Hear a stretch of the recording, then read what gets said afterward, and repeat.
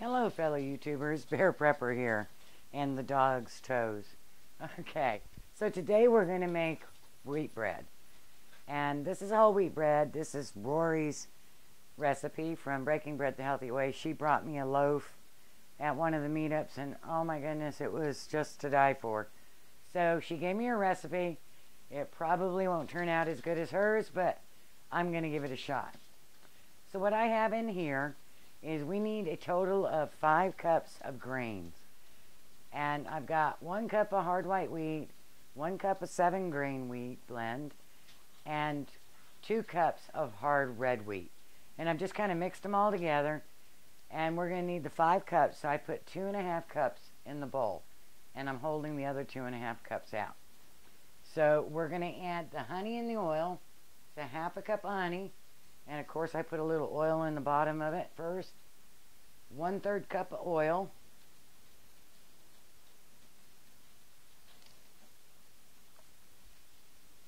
So 2 3/4 cups of warm water. We're going to pour that in. So I stir it all up before I add my yeast to try to get all the lumps out of it I can. So all that flour gets nice and wet. And I don't want to beat my yeast, so put it in afterwards.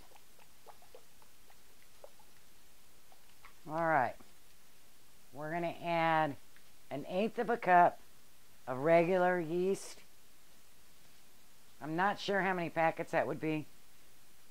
At least 2.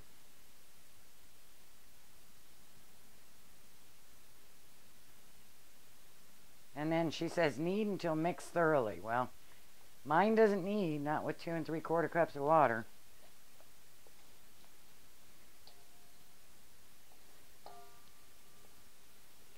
Get all that yeast in there.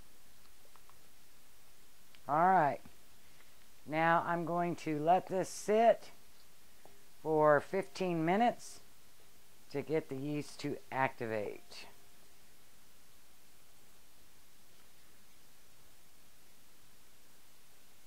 So our 15 minutes are up. Oh, before we do that, you're probably wondering why I have a Country Living grain mill here. Well, let's see. I have a contest coming up. Yep, it's my 2-year.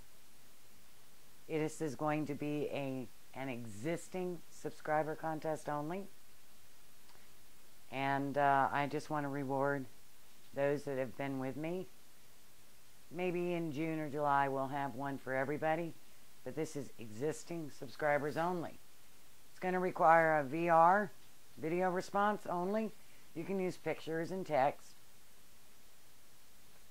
And I'd like a food storage recipe. Anything that you would put in long-term, 1 year or more, qualifies as a food storage item. This bread I'm making qualifies as a food storage item. So what you will get, you'll get this beautiful Country Living grain mill that Breaking Bread the Healthy Way was so kind to assist in a discount in order for me to get.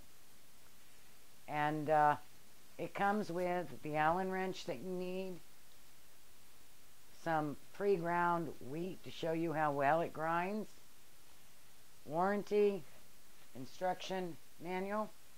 I will include Rorys' whole wheat bread recipe. And along with the Country Living grain mill, isn't that beautiful? You will get the large auger assembly for grinding beans. Isn't that wonderful?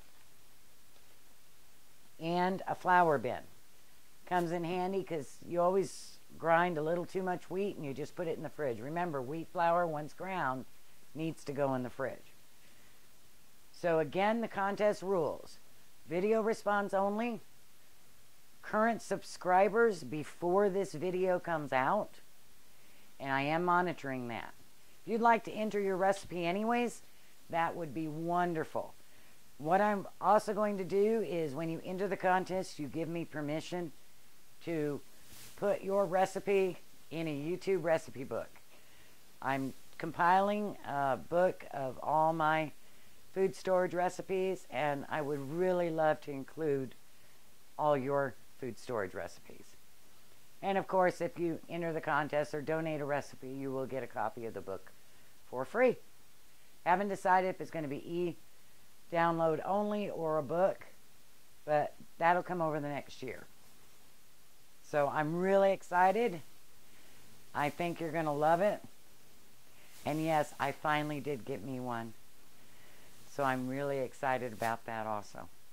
So let's get back to the bread. So as you can see, it's all bubbly and pretty, all ready to go. Now we're going to add the rest of our ingredients. It calls for 1 tablespoon of sea salt. I don't use sea salt, so I'm using 2 teaspoons of canning salt. You can use regular salt in this. I just tend to buy nothing but canning salt. I don't want the iodine. We need 1.5 tablespoons of dough enhancer.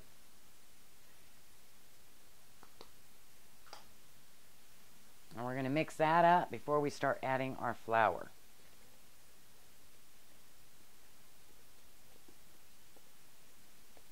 I've never used white wheat in my recipes or 7-grain. I normally just use red wheat because I love the flavor of it. But her bread just tastes so good and it's so beautiful. Now we're going to need the rest of our 2.5 cups of flour. I love these measuring cups. They are, I think they're KitchenAid measuring cups. Yes, I don't have a KitchenAid yet. Someday. And we need 2.5 cups of flour. Please add a little bit at a time. First cup you usually don't have a problem adding because it's so liquidy.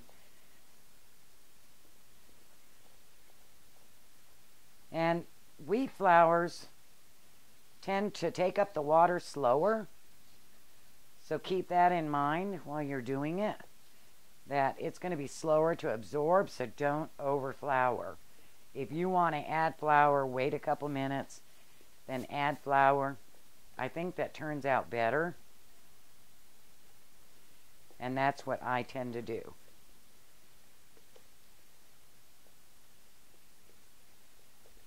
Once this is mixed in really good, I'm going to let it sit for 5 minutes and then add more flour. And I'll tell you when I'm done how much flour I added.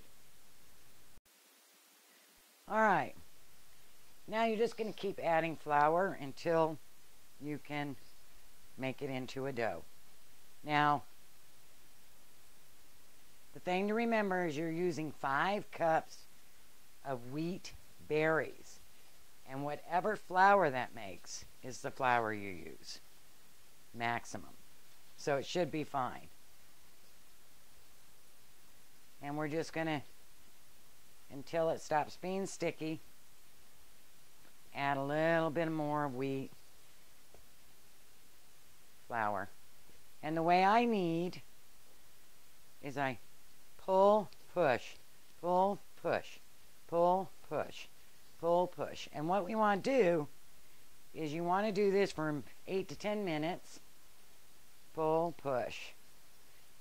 And the way you tell when it's ready is you take a walnut size, roll it into a ball, flatten it out, which this is not going to work, just so you know.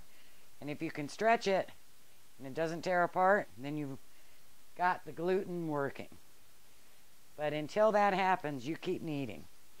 So let me continue to knead, and I will come back to you when it's done.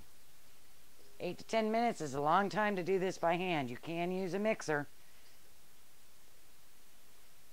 So let me get that done, and I'll be back to you. Alright, once you've done kneading, you want to oil your counter, and let's show you what it looks like. You want to flatten it out and stretch. And if it doesn't come apart, you've released your glutens enough. So, we've got an oiled counter, and we're going to cut this in half.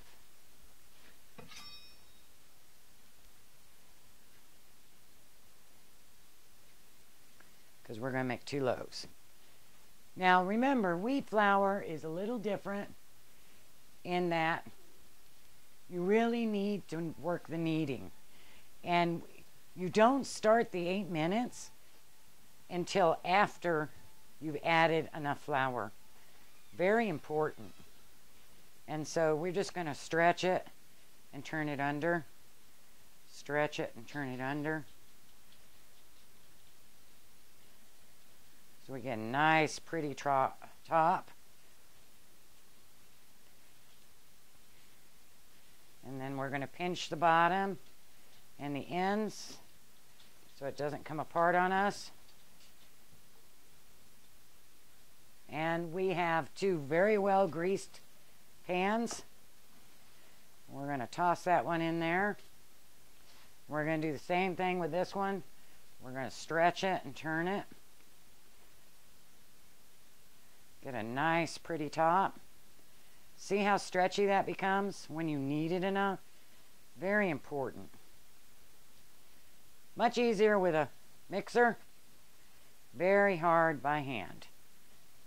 But you need to practice. And then just kind of make it the ends tucked. Toss it in your pan. And we're going to cover it with saran wrap. You can put this in an oven that you've warmed and turned off, but it tends to make the crust hard, for me at least. So, and you don't want to make it too tight. So what I like to do is spread them apart a little bit, lay my saran wrap on, and then squish them together. That way they can rise up. And we're going to let these rise for 35 to 45 minutes. We'll be back.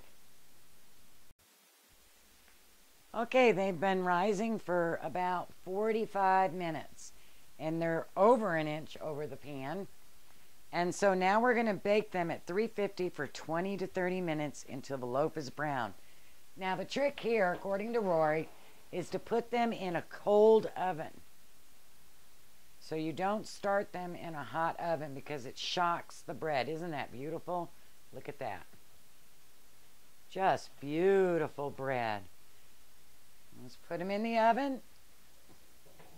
And I'll come back to you when they are done. No, they're beautiful. Look at that.